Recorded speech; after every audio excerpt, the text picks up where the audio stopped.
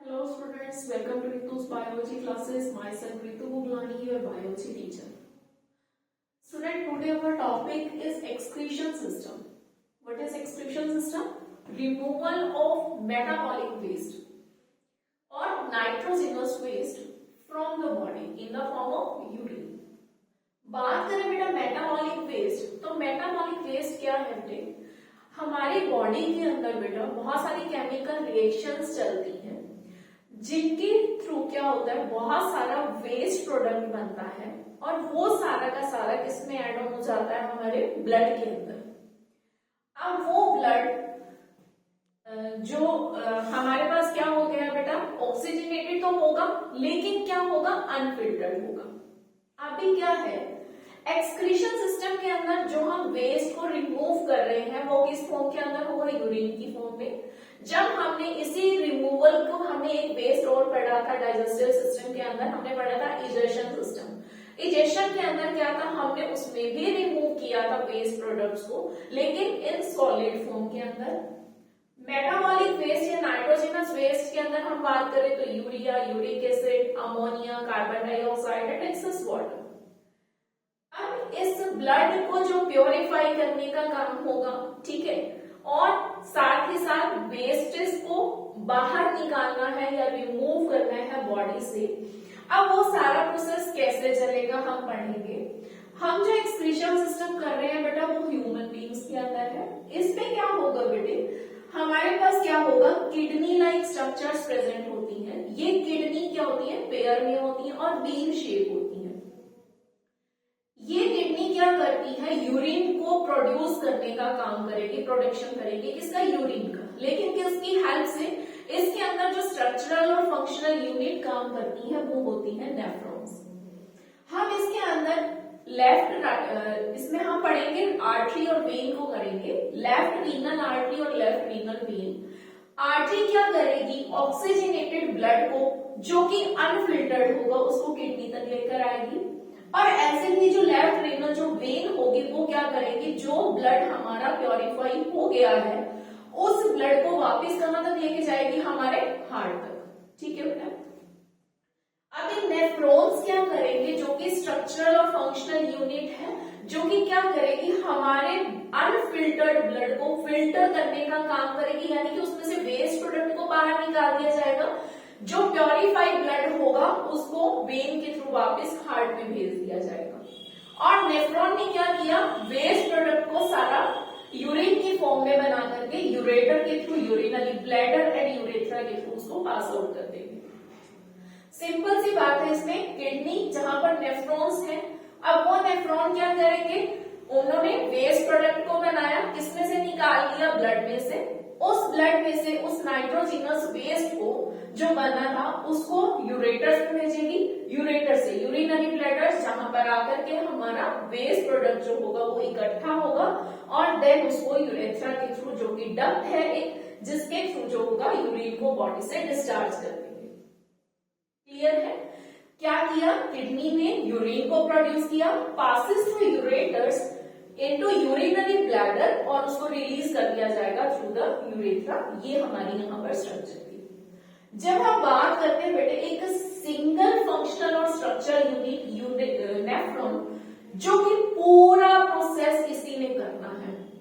Kidney के अंदर urine बनेगा, लेकिन वो यूरिन बनाने का काम कौन कर रहे हैं, नेफ्रॉन्स, जो कि मिलियंस में प्रेजेंट होते हैं, नंबर्स। अब बात करें यही सिंगल नेफ्रॉन की, तो सिंगल नेफ्रॉन की जब हम स्ट्रक्चर देखते हैं, इसके अंदर हमारे पास सबसे पहले एक कप लाइक स्ट्रक्चर प्रेजेंट होती है, जिसे हम बॉम्बल्स कैप्सूल कहते हैं। नेक्स्ट इसमें ट्यूब्यूल्स का स्ट्रक्चर प्रेजेंट है।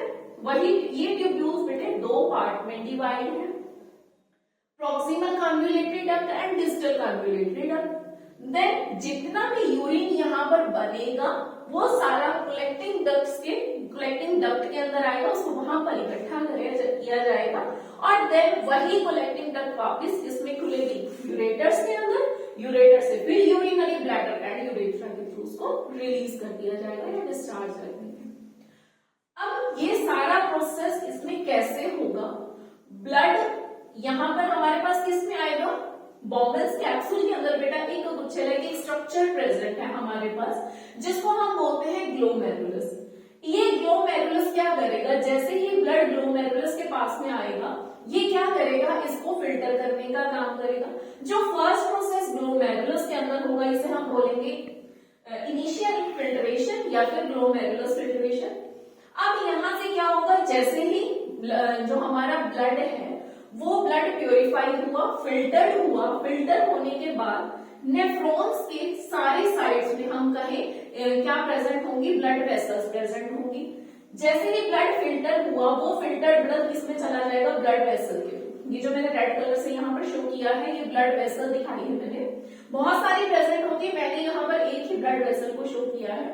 तो ये सारा फिल्टर्ड ब्लड जो होगा वो किसमें जाएगा, ब्लड वेसल के अंदर। क्लियर है यहाँ तक कर? इसके बाद जैसे ही वेस्ट बना, वो सारा का सारा वेस्ट किसमें छोड़ दिया जाएगा, किसमें डाल दिया वापस, यहाँ पर हमारे पास ट्यूब्यूल्स के अंदर। इस ट्यूब्यूल के अंदर यहाँ पर जैसे ही वो आगे पास आउट होगा, सेकेंड प्रोसेस यहाँ पर होगा बेटा ट्यूब्यूलर रीएब्जॉर्प्शन। ट्यूब्यूलर रीएब्जॉर्प्शन क्या होता है, जैसे हमारे पास वेस्ट प्रोडक्ट जो भी यहाँ पर हमारे ग्लोमेरुलस ने फिल्टर करके आगे भेजा था, पास आउट किया था, बहुत सारा वेस्ट अभी भी इंपॉर्टेंट प्रोडक्ट अभी भी इसके अंदर हमारे पास रह जाते हैं। अमीनो एसिड्स हो गए, या पर हमारे पास कोई एक्सेस ऑफ वाटर हो गया जिसे अभी भी हमारे बॉडी को चाहिए, तो ये ब्लड वेसल क्या करेंगे, यहाँ से वापस से इसको रीअब्सॉर्ब कर लेंगे, यानी कि फिर से ले लेंगे। फिर हमारा वेस्ट आगे बढ़ेगा, यहीं से वो आगे चलते जा रहा है। जैसे वो आगे जाएगा, फिर से ये ट्यूब्यूलर सिक्रीशन होगा, मतलब ब्लड वेसल्स के अंदर अभी भी बहुत सारा वेस्ट है उस ब्लड के अंदर, उसको वापस से सिक्रीट कर दिया जाएगा ट्यूब्यूल्स के अंदर। अब वो जो हमारे पास फाइनल प्रोडक्ट बना है वो होगा यूरिन। अब ये यूरिन जैसे आगे ट्यूब्यूल्स में से पास आउट होगा, वो जाएगा कलेक्टिंग डक्ट के अंदर, और कलेक्टिंग डक्ट से वापस उसको किसमें रिलीज कर दिया जाएगा, वो जाके आगे किसमें ओपन होगी बेटा, यूरेटर के अंदर। वापस वही प्रोसेस यूरेटर्स के थ्रू यूरिनरी ब्लैडर के अंदर आएगा, ब्लड यूरिन जो होगा, और वो यूरिन आगे यूरेथ्रा के थ्रू पास आउट हो दिया जाएगा बॉडी से। तो ये सारा प्रोसेस चल रहा है, हम एक बार फिर से रिवाइज करते हैं। ब्लड सबसे पहले किसके पास आएगा बेटा, यहाँ पर cup like structure bombs capsule में, जहां पर हमारे पास ग्लोमेरुलस प्रेजेंट है। ये ग्लोमेरुलस क्या करेगा, इस ब्लड को फिल्टर करने का काम करेगा। फर्स्ट प्रोसेस हमारा यहाँ पर होगा इनिशियल फिल्ट्रेशन, यहाँ हमने जिसे बोला ग्लोमेरुलस फिल्ट्रेशन। जो भी हमारा वेस्ट बना वो ट्यूब्यूल्स के अंदर आगे पास आउट किया जाएगा, ब्लड वेसल्स के थ्रू यहाँ से फिर से इसको रीअब्सॉर्ब किया जाएगा, जिसे हमने बोला है ट्यूब्यूलर रीअब्सॉर्प्शन। ये जो रेड कलर के अंदर है ये ब्लड वेसल है, यहाँ पर फिर से इस पर रीअब्सॉर्ब किया जाएगा, कुछ और इंपॉर्टेंट प्रोडक्ट्स होंगे जिन्हें वापस से ले लिया जाएगा, और फिर से यहाँ पर थर्ड प्रोसेस होगा।